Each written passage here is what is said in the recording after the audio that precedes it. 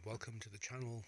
And today we're going to be looking at a 386. So this is my gaming desk for my retro gaming. We've got an XP machine over to the right, a Windows 98 machine to the left, and in the middle we've got this. This is a rather nice machine we looked at a few videos ago from ICL. It's a 386 SX25, but you can see it's like a low profile machine. It doesn't have room for a CD player, so it's not the most flexible thing to have on this desk. So today we're going to be looking at a possible alternative.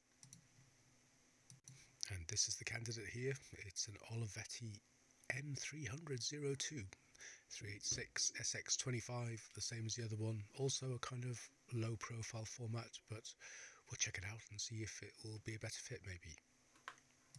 Olivetti always had a style all of their own, and this machine is no exception. I've got 2 or 3 Olivettis and they're all built in this very compact, ergonomic way with a style all of their own. Like things like this big, large hard drive light. It's a bit different to other machines.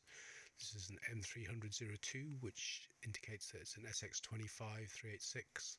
I think it went up to M300-05, various different formats. We can see from this advert, the M300 in its initial guise as a 16 MHz 386SX came with all sorts of operating systems: SCO Unix, SCO Xenix, OS2 and Windows 3 and DOS. So I'm reliably informed by the vendor that I bought this off that it is fully functioning and should come pre-installed with MS-DOS and Windows 3.1. I haven't actually tried it yet. Some mark from the original owner, I guess, HM Limited. I did try and look this up on the net to see if I could find any information about who it may have originally belonged to, but alas, the only thing I could find was a medical supply company, but I don't think they were around back in the day when this machine was built. I think this machine was built in 1992. Over on the back, fairly minimalistic. We've got a lever, looks like a toolless design for getting the case off, which is very cool. Got some kind of proprietary power supply there, PS2 sockets for the keyboard and mouse, which is nice on a 386.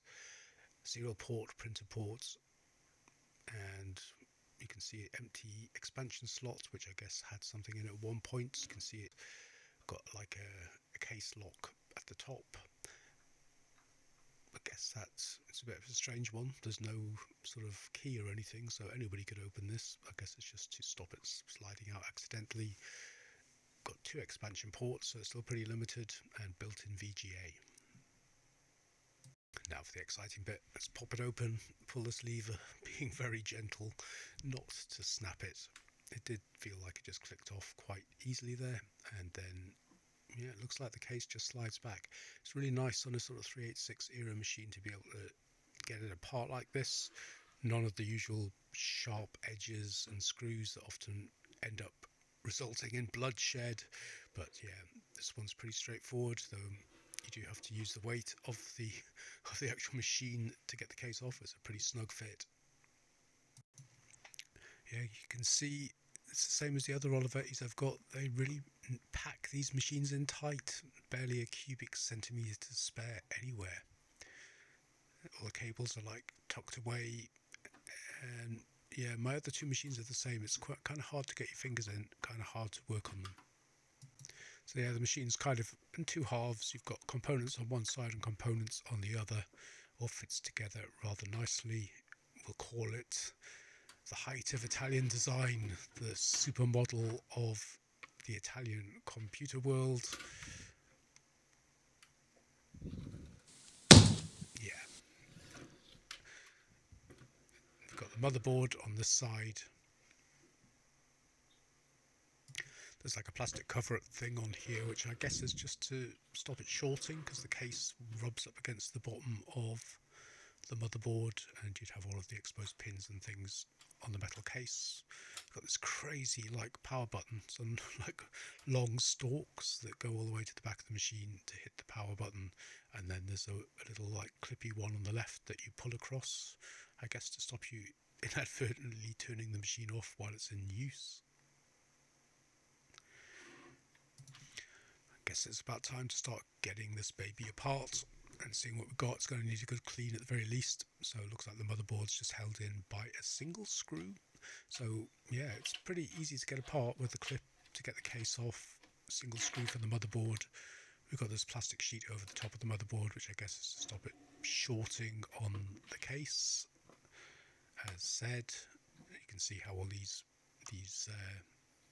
solder points at the bottom might cause issues. So it comes out as simple as that. You have to take the posts out of the I/O panel on the other side, and it's just kind of held in place by these various connectors. The connector for the speaker and light at the front, and then just the IDE and the floppy cable holding it in place. But yeah, you can see the power supply kind of lurking below there, which has like a sponge pad on it, and you can see how that sponge pad started to disintegrate, and it's got lots of little bits stuck to the IDE cables now covering my fingers. So that's the board out, and yes, it looks a bit filthy. We've got a riser, which is the kind of reverse of what you get on a lot of motherboards. On all of my Olivettis that have risers are like this. The sort of socket bit is on the riser itself, and the pins are on the board. It's usually the other way around from my experience. But it's got a battery soldered in on there. I doubt there's much life left in that, but you never know. And yeah, it needs a good dust. It looks like we've got a chipset from VLSI. We've got a BIOS chip there, which I guess is a proprietary one from Olivetti. And then we've got a socket for a 387 maths coprocessor. And then to the left of that, we've got our AMD SX25 386 chip. And it's a surface mounted one, not in a socket. We've got a little sticker here with the model number of the motherboard, the model number of the computer, and we can see I was actually wrong. It's not 1992, it's 1993, the 8th month of. And there we've got our floppy disk and IDE connectors, and I guess that's the keyboard controller. And yeah, we've got some RAM at the front. There's a stick soldered in on the front. I believe this is a 2 megabyte stick that you would have had with the base model. And there are 2 sockets at the back to add more. But before we go into any more detail, we need to get some of this crap off this motherboard. Not going to give it a bath or anything serious, just going to give it a damn good brush down with an anti-static brush.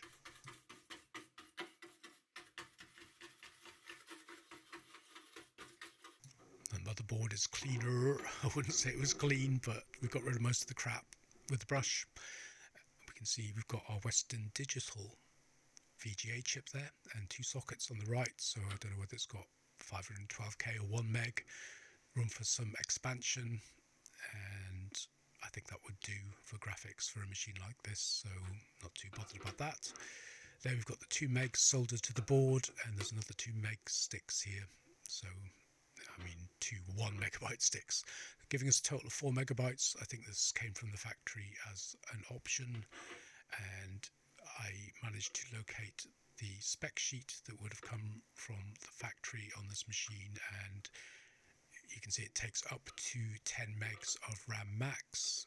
There were the base model M300-02, which was a 16 megahertz 386, and then the M300-02f, which is the one I've got here, which was a 25 megahertz version. So it's just going to be a case of getting all the other bits and pieces out, giving the case a damn good clean, and giving the other components a damn good clean as well. So the hard drive is from Connor. I believe this is like 115 megs or something like that, but it's always nice to have another small capacity IDE card in the collection. And then we've got the tape drive, so I'm looking forward to having a mess around with this. I've actually bought a few tape drives over the year, but I've never actually gotten around to having a mess around with them. So let's clean the gunk off it and take a little bit of a closer look. And I do have some tapes, but I'm not sure if I have them for this. So this machine was made by a company called Archive. The model number is 31250Q, and I believe it takes tapes to some standard called Quick, QIC, and the tapes we need for this are Quick 3010s, so at some point I'll have to get some of those. And yeah, this speaker, I'm pretty sure it's upside down. I think the speaker needs to go the other way around. I took the power supply out, opened it up to just make sure the caps look alright. Doesn't look like there's anything leaking or oozing in there. I gave it a bit of a dust with the anti-static brush again, being careful not to stick my fingers anywhere where I might get a zap from one of those capacitors. And once that was done, got it back together. The power supply had this gooey, goopy, spongy thing on top, so I got rid of that as best as I could. Didn't clean the rest of it off, but I did want to put some kind of cushioning on there because it sits directly on top of the ID cables. So I used some gel tape and then sort of put some paper parcel tape over the top of it. It gave it a little bit of a cushion, so that was that. This is the stuff. It's a couple of millimeters thick, and yeah, hopefully we can just get this machine back together. There was one thing, there was a couple of little loops on the back of the power supply. I didn't know what they were for. They didn't seem to serve any purpose. They're not earthing anything. I think they might just be to detect whether the machine has been opened by somebody not qualified. I don't know. Anyway, that's all done now. All that remains is to get the machine back together so we can turn it on and see if it works.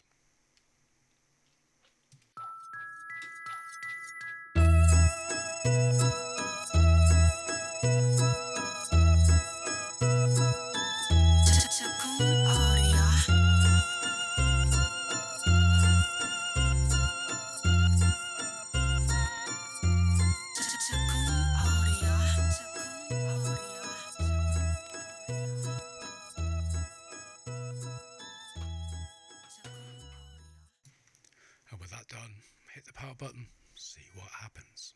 An encouraging beep, and there we go. So we've got a post. So I did fire up this machine. It does have a nice clean install of DOS and Windows 3 on it. So all that remains now is to get some sound on. So this is where something rather strange happens. I would like any opinions, if you have any, of whether I might have been going slightly mad with my conclusions here. But yeah, let's see what happens when you plug it in. This is a SoundBlaster Vibra C. It's a plug-and-play card, probably not the best match for a machine like this, but I've never had any problems with them before, and I know how to set them up pretty well. So I put the card in, that's all I did. I didn't add any software. So far this machine has not had any software. I haven't so much as put a floppy disk into the floppy disk drive. I don't even know if it works. So I haven't touched this machine since it came in, and all I've done is put this sound card in. This was so straightforward that once the sound card was done, I just put the entire thing back together and thought that was the job done. The machine is finished. So I hooked up all of the cables and just thought I would go ahead and install the sound card drivers, and that would be it. Then I could get some games on and have some fun. But things start to go a little bit crazy. So when I first fired up the machine, it goes into the setup utility. It didn't detect the floppy drive. I think it was just set to the wrong size. Then it posted, and I already know it has DOS and Windows 3.1 on it, and it usually boots straight into Windows 3.1. So it came in, started to boot into Windows for Workgroups, which had literally worked perfectly 5 minutes earlier that I didn't film, unfortunately.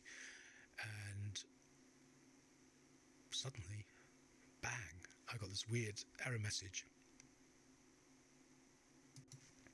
So I was like, not quite sure how to proceed at this point, to be perfectly honest. So we've got this crazy, almost like a virus-like thing. It's like it's done something strange, very strange to the hard drive. You can see like it's got one file with 0 bytes and lots of space free. It's like everything's vanished and some weird corrupt symbols there. So I thought, it's a shame to lose the pre-installed stuff, but it was just DOS and Windows 3.1, and I had no idea how to deal with this. So I dug up my DOS 6.22 discs and thought, you know what, I'm just going to put a fresh install of DOS on and be happy with that. It should be straightforward enough. So I got the discs out and went into fdisk and made sure I had a DOS partition, and then went into the setup and tried to reinstall DOS.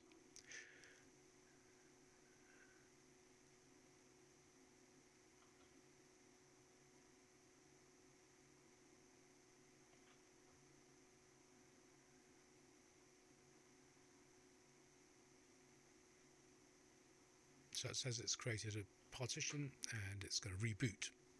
So the DOS 6.22 install boot disk is in there, comes in, does the usual stuff, goes into the installer, asks you to set up your hard drive, and then tells you you can't.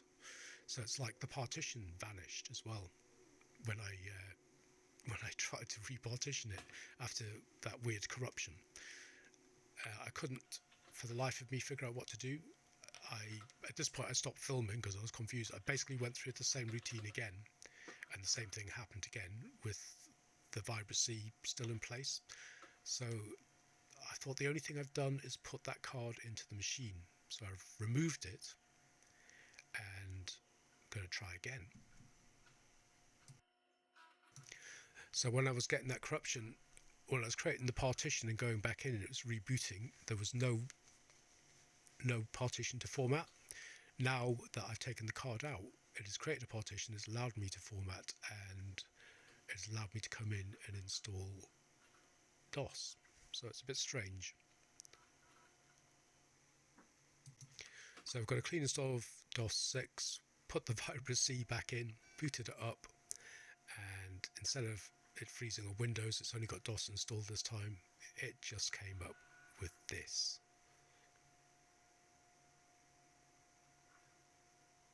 What the hell? Looks like there's nothing on the disk again. So, to my logic, it has to be something to do with that sound card. So I took it out and I got a SoundBlaster 16. So the question is it possible for a sound card, you know, when it writes the sound card settings, I believe it writes them to the card using CTCM and whatever. Could that have a virus, and could it be affecting your hard drive when you plug a card in? Answers on a postcard, please. Anyway, so now we've got a SoundBlaster 16 in. I can't remember what number it was. I could go and look it up, but it's not really important. The main thing is I just want to get some sound on this thing, and yeah, I had to reinstall DOS again. I did it with this SoundBlaster 16 in. I had no problems partitioning the drive, formatting the drive, installing DOS 6. So it's one of the more peculiar things I've ever come across in my meanderings with retro computing, but eventually we got in there and managed to install some sound drivers. So yeah, it's a strange one. Any ideas, please let me know in the comments. 8-bit testing. 16-bit testing. 16-bit testing.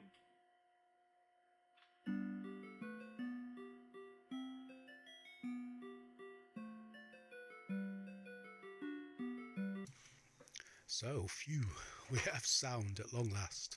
So now to get some software on there. So I'm going to be using Shuttle. As I look at this machine, I'm kind of realizing it's not a suitable one to go on my gaming desk. I need a CD-ROM. I don't have many games on floppy disk, and half the ones I've got don't work anymore.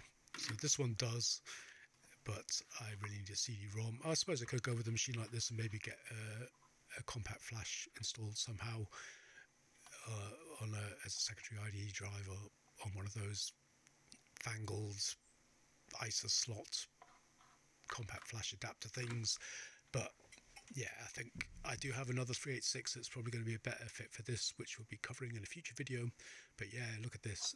Back to the days when you bought a game and you opened the box and you literally spent your first good period of time just looking at all the stuff in the box, all the books, all of the adverts, the things you can subscribe to, addendums that were missed out of the manual. And then look at this.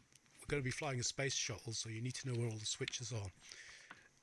I mean, look at this. This is a full full-size poster with every panel, I presume, of controls that were in the actual shuttle. I guess it's accurate. I mean, how are you going to have this open on the desk next to you when you're flying it? I guess you need a special desk with a big wall space behind it so that you can pin this thing up.